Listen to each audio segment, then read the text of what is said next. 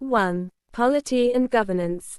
1.1 Administrative reform paves the path to good governance.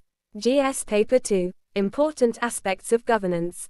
Context. Good governance means that people's work happens fast and transparently. Officials must be accountable for their actions, and work needs to be done fairly without favoring anyone. Administrative reform is essential to achieve this ideal. Current challenges in India's administrative system. India's administrative system continues to operate under colonial-era rules and a colonial culture, even more than 75 years after independence. During the colonial period, the focus was on control, and any public welfare was seen as charity. Unfortunately, some offices today still operate with this mindset, behaving like kings, rather than civil servants. Key problems in the Indian administrative system. The Chakravya of files. This signifies excessive red tapeism and corruption. Obtaining simple approvals, like a no-objection certificate, NOC, involves files moving through 8 to 10 desks, even though the final decision rests with a single officer. Procurement processes can take 3 to 4 months due requiring consent from many departments. Lack of professional feedback culture. Offices frequently interpret professional feedback as a personal attack.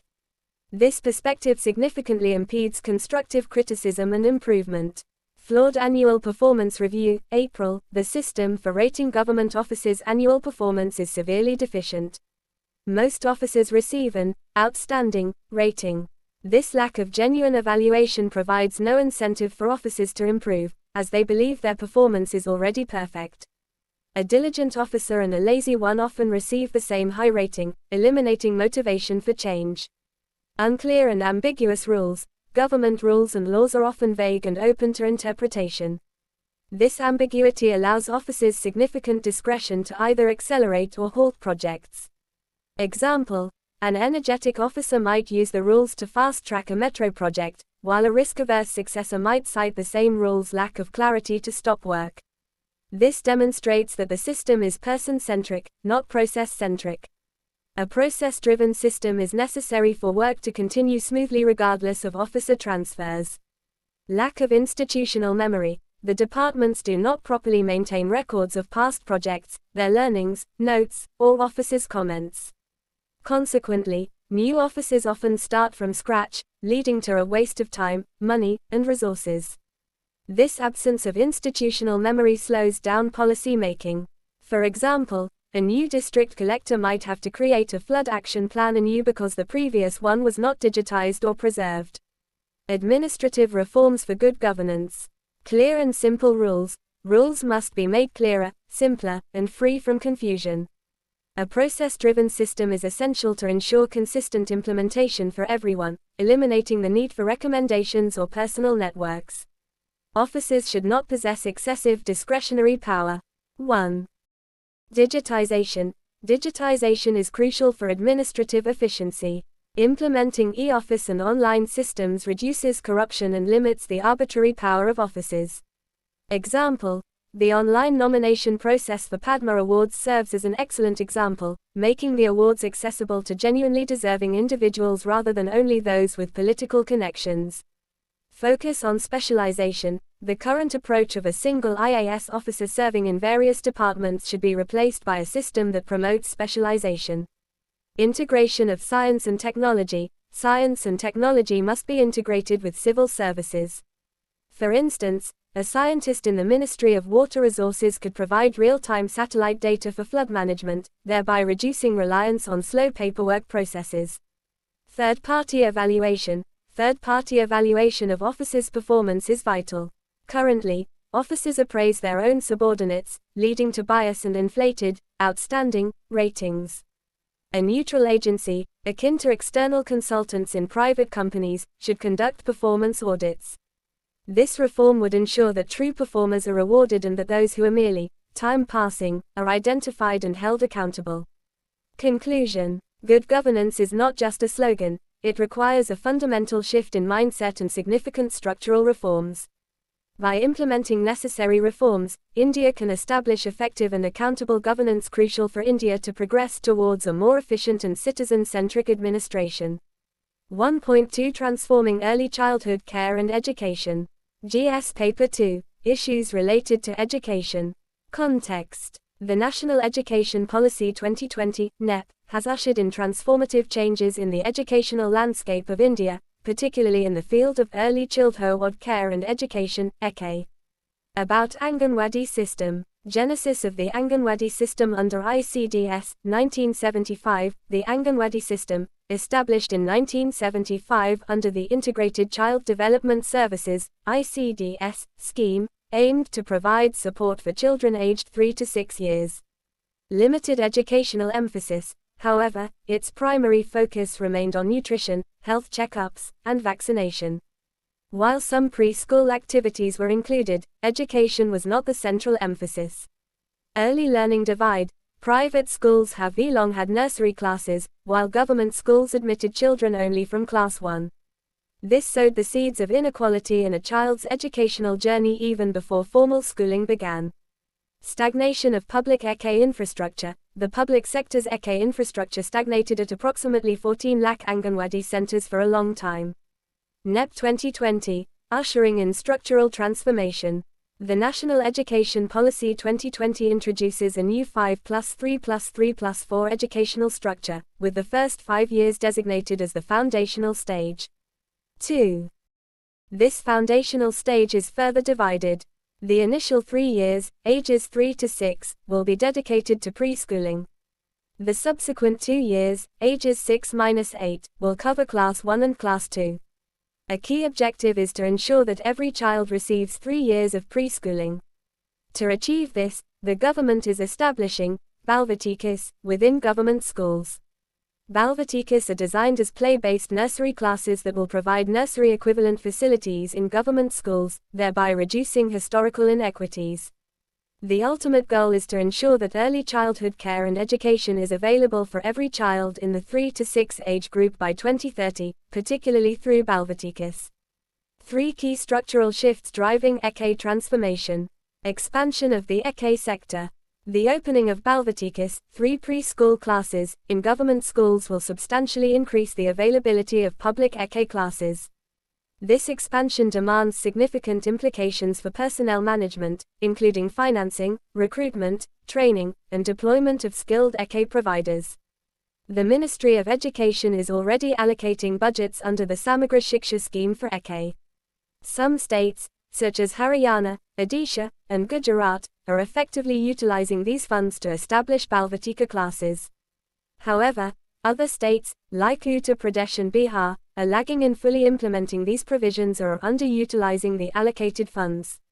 Migration from Anganwadis and increased emphasis on education. There is a visible trend towards a greater emphasis on education within ECHE services, shifting from a predominant focus on health and nutrition. This shift is evident in regions like Dadra and Nagar Haveli and Daman and Diu, where the introduction of preschool classes in primary schools has led to a substantial migration of 4 to 6-year-olds from Anganwadis to schools.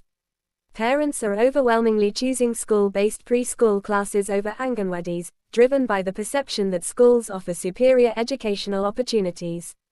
This trend risks emptying Anganwadis, potentially reducing their core function primarily to nutrition. It is imperative for the Anganwadi system to adapt by stressing education as a core part of its services. The Ministry of Women and Child Development's Poshan Bhi Padai Bhi, Nutrition and Education 2 initiative is a timely response to this need. Its success hinges on effective ground-level implementation and increasing the time Anganwadi workers dedicate to educational activities. At the same time, schools must avoid excessive schulification of preschooling. This means not burdening 3 to 6-year-olds with textbooks or exam pressure. Instead, the focus must remain on play-based learning, reorientation of the Anganwadi system and the critical role of home visits. Perhaps the most transformative shift is the potential reorientation of the Anganwadi system to focus predominantly on children aged 0 to 3 years through home visits, rather than primarily serving 3 to 6-year-olds at the centers. 3. Historically, Anganwadis struggled to provide adequate attention to pregnant and lactating mothers and infants, 0 to 3 years old, because most of their time was occupied by the 3 to 6-year-olds attending the centers. Research, including the Perry Preschool at 50 Feet study in the US and a Yale University study in Odisha, consistently highlights the critical role of home visits in early childhood development programs. The first 1,000 days of a child's life are exceptionally critical, with 80% of brain development occurring during this period. With government schools taking responsibility for 3 to 6-year-olds, a unique opportunity emerges for Anganwadi workers. They can now redirect their focus towards 0 to 3-year-olds and the care of pregnant and lactating mothers through more intensive home visits. Anganwadi workers can visit homes to provide crucial counseling to new mothers on nutrition, breastfeeding, hygiene, and brain stimulation activities for infants. This model has already proven successful in countries like Cuba and Brazil. Conclusion: the transformation of early childhood care and education, driven by NEP 2020, represents a monumental stride towards ensuring equitable and holistic development for every Indian child. 1.3 A Crisis of Trust, on the Election Commission of India. GS Paper 2. Appointment to various constitutional posts, powers, functions and responsibilities of a constitutional post. Context: the credibility of an electoral system, or democracy in general, is dependent solely on it being seen as fair by all, particularly so by the loser. This is comparable to a judicial dispute or a sporting event on this count. If the losers think they lost only because the process was rigged against them, a crisis of trust develops. While criticism is essential for a healthy democracy, repeated unsubstantiated allegations can weaken the system and cause public disbelief, even in the face of genuine concerns. Recent allegations: the leader of the opposition recently expressed intent to present evidence of discrepancies in the 2024 general elections. A state-level opposition leader wrongly claimed that his name was missing from the draft electoral roll, a claim later clarified by the Election Commission as a result of an in-core court identification number. In the past, even prominent leaders in opposition have questioned the impartiality of the Election Commission. Role of the ECI: the Election Commission of India holds crucial responsibilities in maintaining electoral integrity. Its primary functions include preparing voter lists that accurately include every eligible voter, deciding election dates impartially, free from any political bias that could favor a particular party, strictly enforcing the Model Code of Conduct, MCC, equally across all political parties, ensuring complete transparency and accuracy in the counting process of votes, timely and fair resolution of all complaints related to the election process. 4. Criticism against the ECI: alleged bias in scheduling. The ECI is accused of setting election dates in a manner that allegedly benefits the ruling party. Perceived inaction on complaints: the Commission faces criticism for not acting decisively on numerous complaints lodged by political parties and civil society. Lack of transparency in counting process: there are persistent concerns about the opacity surrounding the process of counting votes, which undermines public confidence. Questions on efficiency and neutrality: the overall functioning of the ECI is under scrutiny, with doubts raised about its ability to remain neutral and efficient. Inadequate clarification on EVM concerns: while the ECI maintains that electronic voting machines, EVMs, are secure and advises timely objections, it has not adequately addressed several key concerns, leading to further mistrust. The electronic voting machines, EVMs, and voter verifiable paper audit trail, VVPAT, system controversy. About EVM and VVPAT: an EVM system comprises 3 main parts: the EVM itself, the VVPAT, and the control unit. The VVPAT is designed to print a paper slip for each vote cast, allowing the voter to verify their choice, and these slips are then supposed to match the EVM's recorded vote count. Controversy around VVPAT: the VVPAT machine, unlike the other components, has software that is centrally installed and is connected to the control unit. This raises a critical concern: if the control unit can be manipulated, then both the EVM and VVPAT could potentially be controlled, making it appear as if they match, even if votes were tampered with. Supreme Court Guidelines: in 2019, the Supreme Court ruled that VVPAT slips must be counted and matched with EVM votes in at least 5 randomly selected booths per constituency. Concerns: however, The process for selecting these 5 booths lacks transparency and randomness, leading to questions about the true integrity of the verification process. The ECI has not adequately explained why specific booths are chosen over others. Challenges in monitoring election process. Monitoring capacity among parties. Larger national parties often have extensive networks of observers, while many regional parties lack the resources to effectively monitor all stages of the election. Party-based observation. The integrity of the electoral process should not rely on the monitoring capacity of political parties. Oversight must not become a function of party strength. Beyond party dynamics, elections are not merely a matter of coordination between political parties and the Election Commission. The broader aim is to build public confidence in the system. The ultimate goal of election monitoring is to ensure that every citizen can trust the fairness and integrity of the democratic process. Recommendations for rebuilding trust. To address this crisis of trust and strengthen democratic values, the ECI must take decisive actions. Public perception matters. The ECI must not only perform its duties well but also actively work to ensure the public perceives its actions as fair and impartial. Enhanced transparency. The ECI should fully disclose the mechanism of the VVPAT system. It must also be transparent about how the random booths for VVPAT tallying are selected, explaining the rationale behind each choice.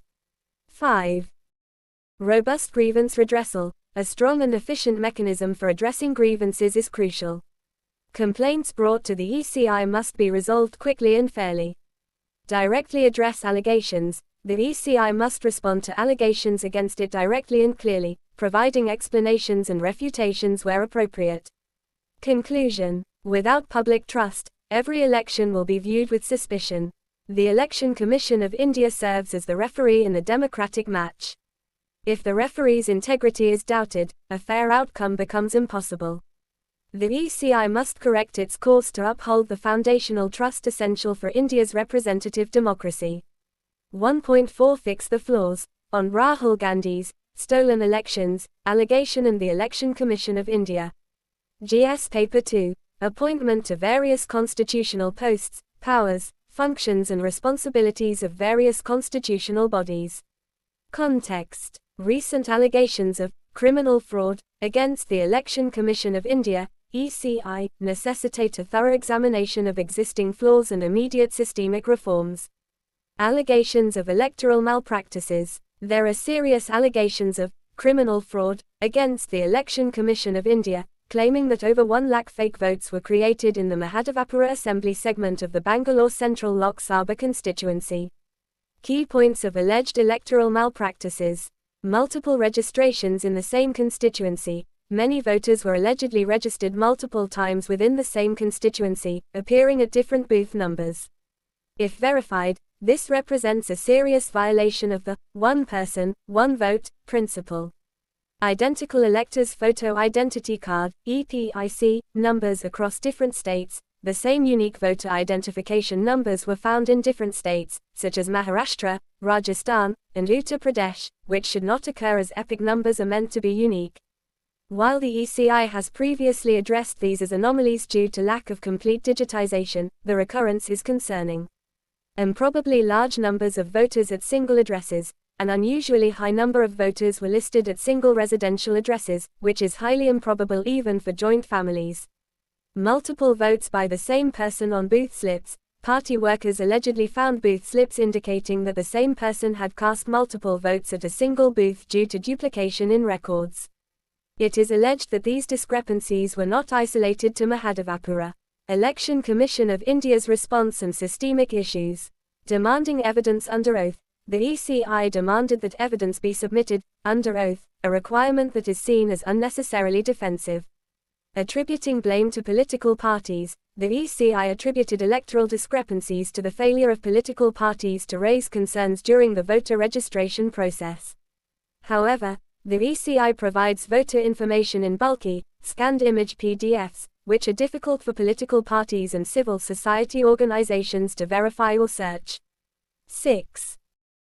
Reliance on self-declarations. The ECI's current voter registration process heavily relies on self-declarations. lacking robust door-to-door verification, which is considered the most reliable method for maintaining accurate voter rolls. Issues with Special Intensive Revision, SIR. The ECI's Special Intensive Revision, SIR, exercise in Bihar, intended to improve electoral roll accuracy through HUs-to-house verification, was implemented in a rushed manner, leading to poor execution.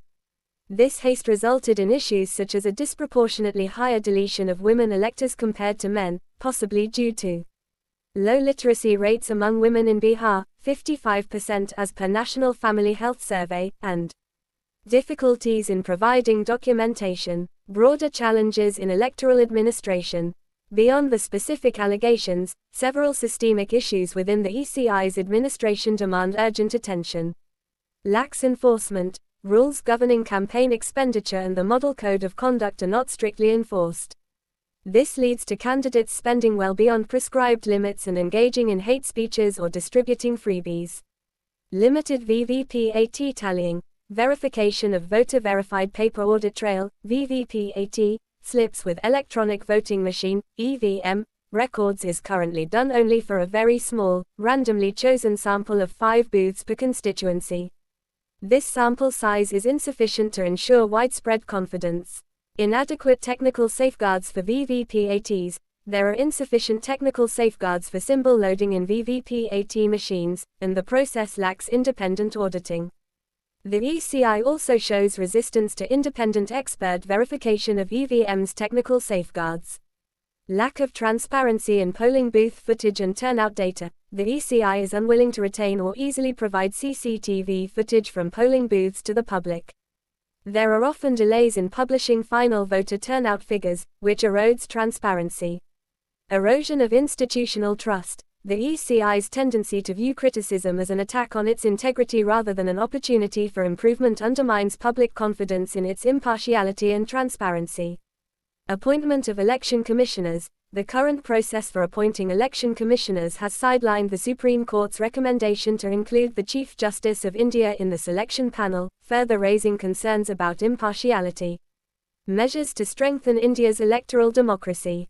Comprehensive voter roll auditing. Implement robust, continuous, and systematic door-to-door verification drives for electoral rolls to identify and remove duplicate or erroneous entries, while ensuring no eligible voters are excluded. Enhance data transparency. The ECI must release voter information and other relevant electoral data in structured, searchable text formats, rather than scanned image PDFs, to facilitate easier verification by political parties and civil society. Improve technical safeguards and audits. Increase the sample size for VVPAT EVM tallying beyond the current 5 booths. Ensure independent auditing of symbol loading in VVPAT machines. Develop comprehensive audit trails of EVM commands and strengthen security protocols. Stricter enforcement of electoral regulations. The ECI must stringently enforce campaign finance regulations and the Model Code of Conduct to curb excessive spending, hate speeches, and illegal inducements during elections. 7. Timely and accessible information. Ensure prompt release of final voter turnout figures and make CCTV footage from polling booths readily available to voters and the public. Fostering trust through dialogue and response. The ECI must adopt a more proactive and responsive approach to allegations, providing detailed and transparent explanations to build trust, rather than resorting to defensive stances. Conclusion. The ECI must embrace scrutiny as a means to strengthen democratic institutions, as the continued erosion of public confidence in electoral processes poses a far greater risk to democratic governance than any specific allegation of malpractice. India's growth as a vibrant democracy depends on addressing these flaws decisively. 1.5 Hits and misses in the One Nation, One Election idea. GS Paper 2. Salient features of the Representation of the People's Act.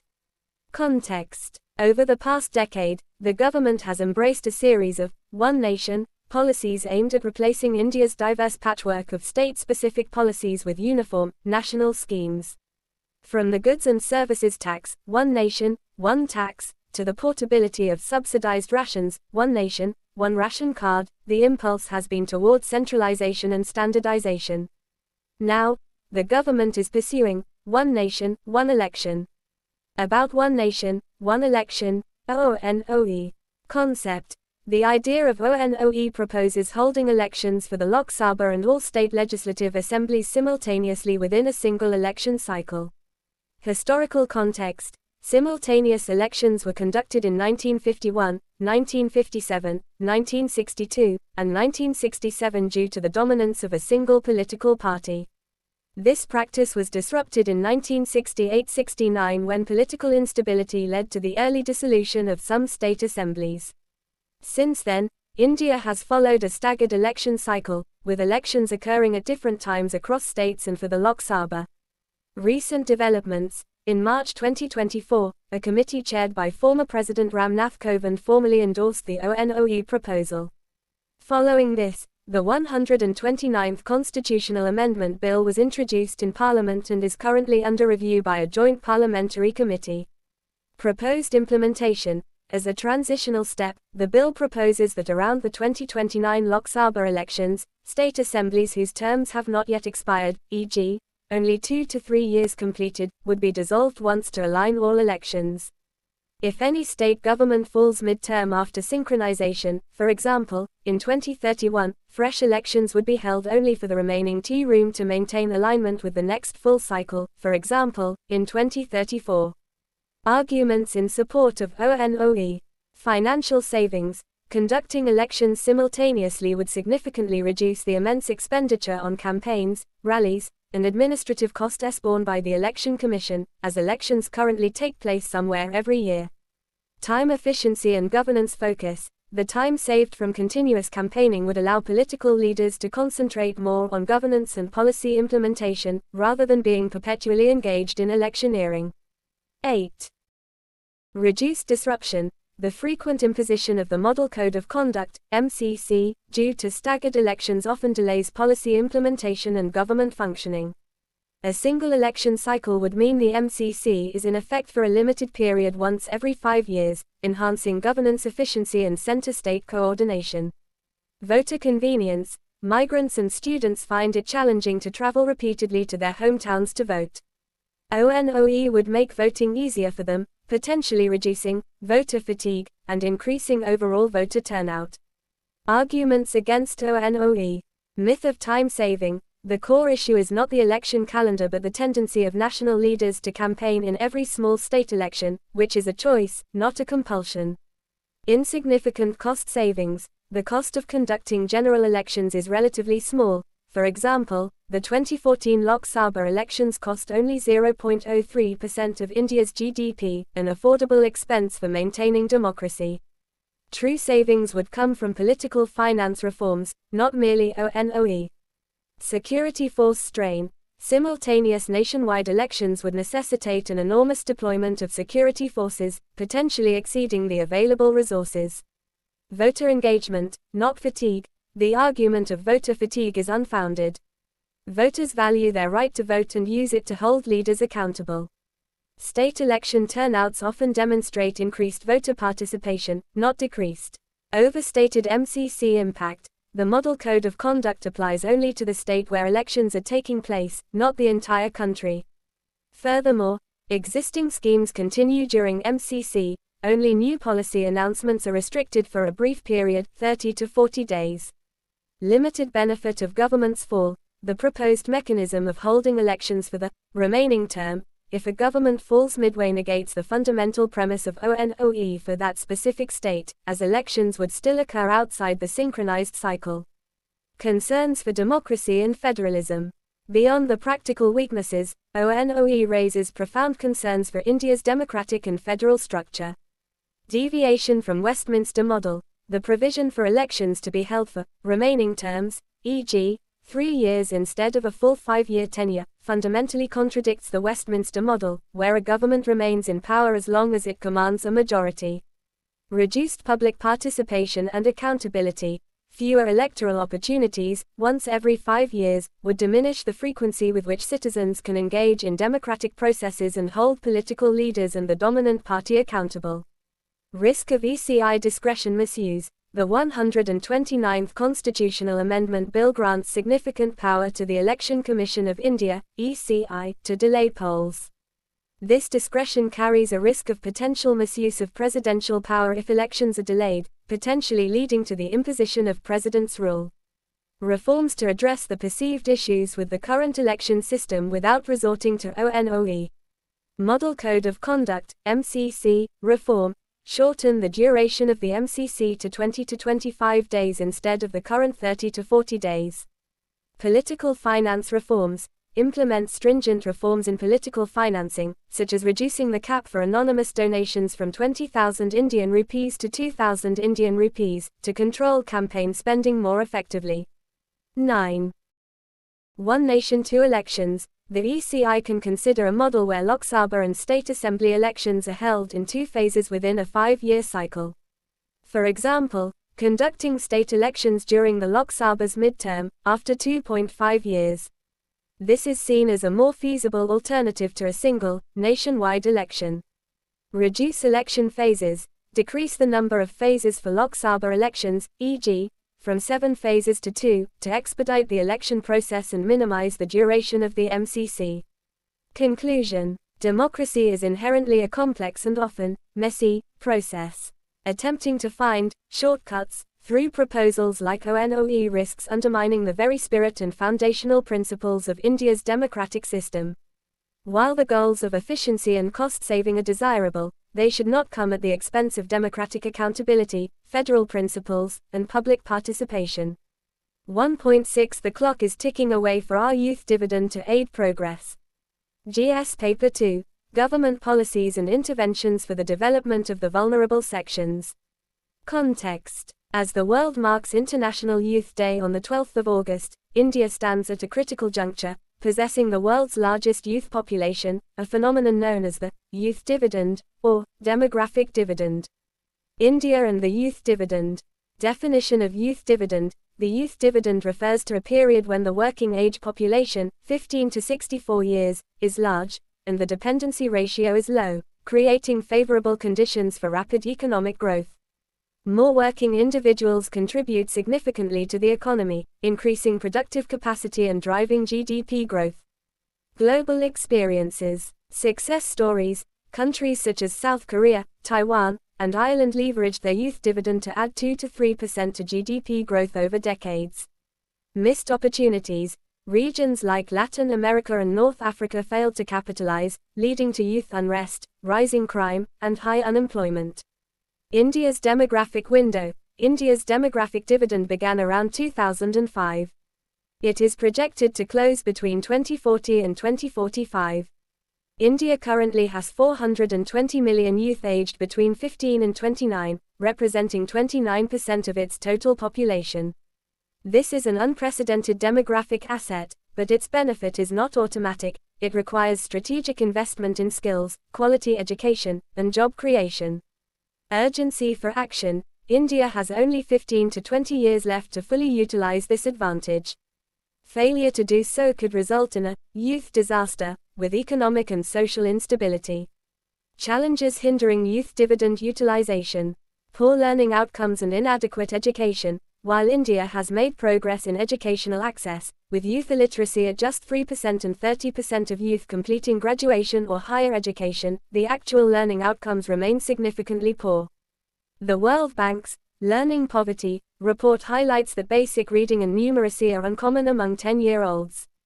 The ASER survey indicates that half of Class 5 students cannot read a Class 2 text. 10. Persistent regional disparities. The Price report reveals significant variations exist in educational attainment across states. States like Kerala and Tamil Nadu boast over 50% youth graduates, while Bihar, Madhya Pradesh, Rajasthan, and Uttar Pradesh have only 20 to 22%. This disparity forces youth from poorer states to migrate for low-quality jobs in other regions. Success example: South Korea's success in manufacturing stemmed from closing its rural-urban education gap within 15 years in the 1960s. Education to employment mismatch. Low employability. A substantial portion of educated youth struggle to find jobs commensurate with their qualifications, leading to joblessness or underemployment. A National Sample Survey Office (NSSO) survey reveals that only 45% of graduates are considered industry ready. Public sector job obsession. there is an overwhelming craze for public sector jobs, especially in regions with slow growth like Bihar and Uttar Pradesh. This leads to a severe supply-demand mismatch, resulting in frustration and protests among a large pool of aspirants. Employer disconnect. Employers often point out the lack of essential as well as job-specific skills such as soft skills, digital skills, and vocational skills among candidates. Success example: the Philippines successfully created 5 million jobs in its BPO sector within 5 years by providing mass-level English training to rural graduates, demonstrating what focused skilling can achieve. Way forward: reorient education, focus on outcomes, prioritize tangible learning outcomes over mere enrollment numbers. Universal foundational skills, ensure universal foundational literacy and numeracy. Scale up vocational and technical education, significantly expand access to vocational and technical training. Targeted rural interventions, implement specific educational interventions in rural and economically weaker sections, akin to the Philippines English Training Initiative. Boost employment generation and entrepreneurship. Incentivize decentralization, provide incentives, e.g., tax breaks, to startups and MSMEs that establish offices or units outside metropolitan areas, fostering job clusters in Tier 3 and Tier 4 cities and rural regions. Regulate gig economy, ensure fair wages and social security for workers in the gig economy. Reduce inequality, financial aid and mentorship, offer financial assistance and mentorship to disadvantaged youth. Digital skill empowerment, provide digital skills training to underprivileged youth. Promote gender equity, increase female labor force participation, as girl education must translate into women being part of the workforce. Currently, women's labor force participation is critically low at 25%. Leverage digital public infrastructure. There is a need to effectively utilize India's robust digital public infrastructure, such as Aadhaar, UPI, and DigiLocker, for skilling initiatives, fostering entrepreneurship, and promoting greater inclusion. Enhance civic engagement and leadership, involve youth directly in policy making, establish youth councils, and implement participatory budgeting to cultivate civic sense and leadership. 11. Conclusion: India's youth dividend window is closing fast, and inaction could lead to mass unemployment, social unrest, and brain drain, as seen during the Arab Spring. Urgent, concrete measures are needed to turn this demographic asset into a driver of national growth. 1.7 on organ transplantation, gender skew. GS Paper 2, Issues related to health. Context: the National Organ and Tissue Transplant Organization's, NOTTO, recent advisory, stating that women patients and relatives of deceased donors awaiting transplants will get priority as beneficiaries, walks the path of rewriting a gender trope. About organ transplant. Organ transplantation involves replacing a non-functioning organ, such as a heart, liver, or kidney, with a healthy one from another person. Organs can be donated by living individuals, often relatives, or by deceased individuals who have consented to organ donation before or immediately after death. This life-saving medical procedure, however, reveals a significant gender imbalance in India. Gender disparity in organ transplantation. There is a striking gender skew in organ transplantation in India. Women are significantly more likely to donate organs but are far less likely to receive them. Data from 2013-2023 shows this stark disparity. Donors. In 2023, women constituted 63% of all living organ donors. Overall, women contributed to 36,038 of the 56,509 living organ donations in India over the past 5 years, making up 64% of total living donations. Recipients. Despite being primary donors, women comprise a much smaller percentage of organ recipients. Heart transplants. Only 24% of beneficiaries. Kidney transplants. Only 37% of beneficiaries. Liver transplants. Only 30% of beneficiaries. Pancreas transplants. Only 26% of beneficiaries. Lung transplants. Only 47% of beneficiaries. This data indicates a profound inequity. For every 10 women who donate an organ, only 4 to 5 women receive an organ transplant. Reasons for gender disparity in organ donation. Patriarchal mindset. families often prioritize men for expensive medical treatments and organ transplants over women. Decision-making power. Due to patriarchal norms, medical decisions within households are predominantly made by male members. Cultural beliefs. Traditional beliefs, such as the idea that a daughter will eventually marry into another family, lead to reduced investment in their long-term health, including organ transplants. Current medical system. Organs are currently allocated based on a first-come, first-served basis in waiting lists or on the urgency of the medical condition, without considering gender. While theoretically equitable, this system fails to counteract existing societal biases. 12. Psychological factors. Women often internalize societal pressures to prioritize their family's needs over their own, leading them to deprioritize their own medical care, including essential treatments like organ transplants. NOTTO's intervention and proposed solutions. The National Organ and Tissue Transplant Organization, NOTTO, India's primary body regulating organ transplantation under the Health Ministry, has recognized this imbalance. To address this, NOTTO has issued a new advisory with significant recommendations. Additional points for women patients. Women patients awaiting transplants will now receive additional points in the organ allocation criteria. This means that if a man and a woman have the same medical condition and are on the waiting list, the woman will be given priority. Priority for deceased donor relatives. The advisory proposes a give and take concept. If a family member has previously donated an organ, their family will receive priority for future organ allocation if needed. This aims to incentivize organ donation and ensure fairness. Benefits of NOTTO's advisory. Social justice. It aims to ensure equal access to healthcare for women, correcting the existing imbalance where they donate more but receive less. Economic justice. Fair distribution of family resources for medical treatment will extend to women, ensuring that their health needs are addressed equally. Medical ethics. It aligns with the principle that those who contribute more should also benefit more from the system. Increased public trust. A perception of fairness in the system is likely to encourage more people to come forward and donate organs. Challenges and concerns about NOTTO's advisory. Procedural hassles. Implementing this new prioritization could introduce complexities into existing organ allotment protocols, which are currently based solely on health parameters.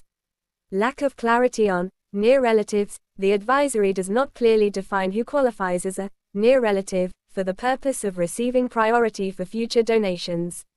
Undefined time limit. There is no specified time limit for how long a family remains eligible for priority based on a past donation, e.g., if the donation was made 40 years ago.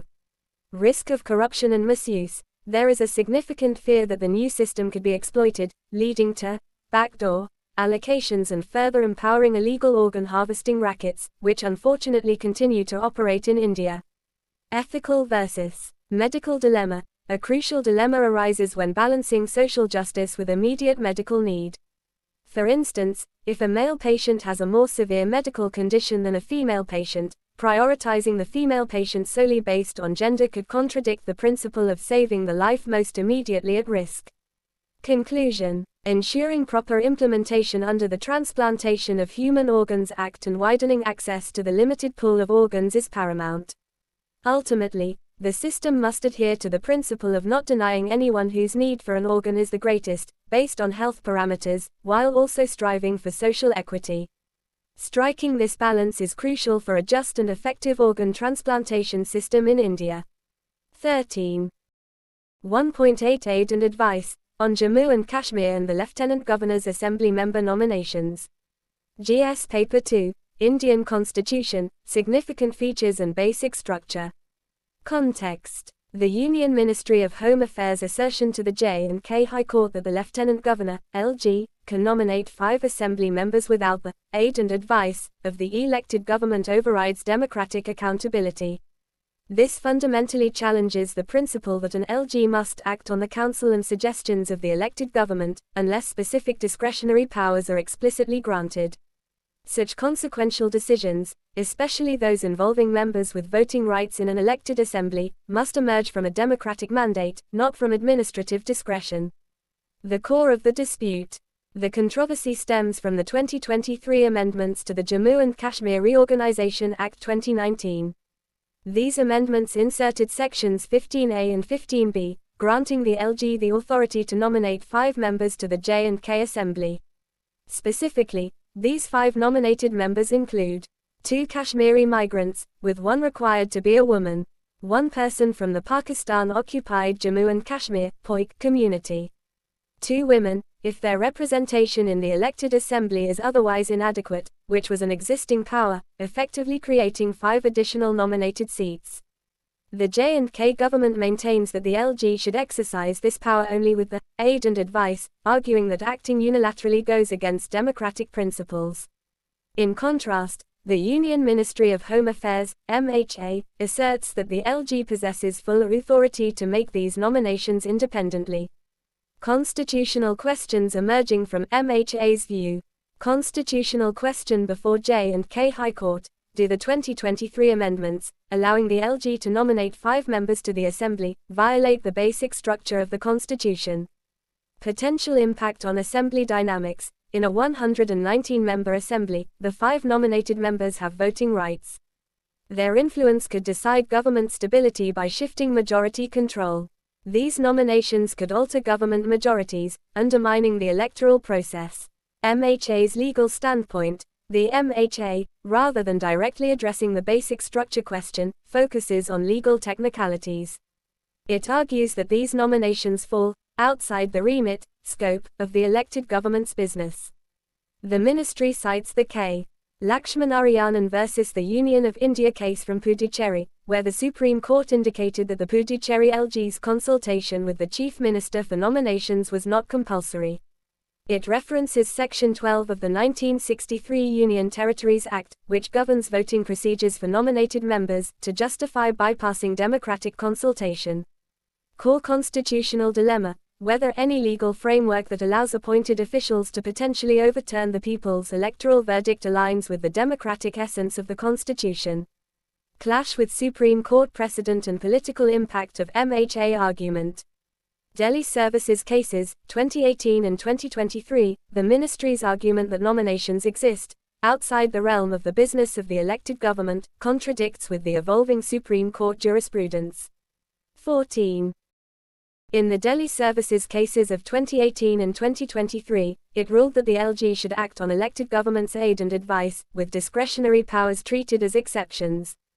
Puducherry 2021. In 2021, 3 years after Lakshmanarayanan, Puducherry saw nominated members and defecting elected MLAs contributing to the collapse of the Congress-led government.